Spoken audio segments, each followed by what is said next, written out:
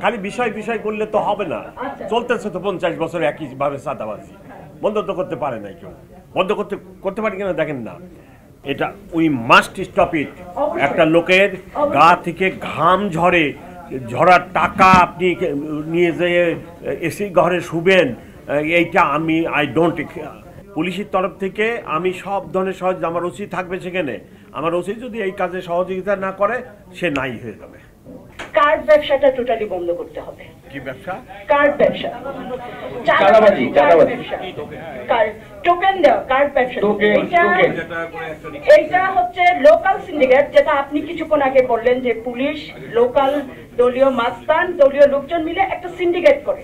এই সিন্ডিকেট, আপনার যে উৎসাহের কথাটা শুনলাম, আপনি যে ধরনের কমিটমেন্টের কথা বললেন, এইটা আমরা কিন্তু এখানে ভাইয়েরা যারা আছেন, আমরা যদি সিরিয়াসলি উদ্যোগ নেই, সেটা কিন্তু আমরা বন্ধ করে দিতে পারবো কার্ড ব্যবসাটা।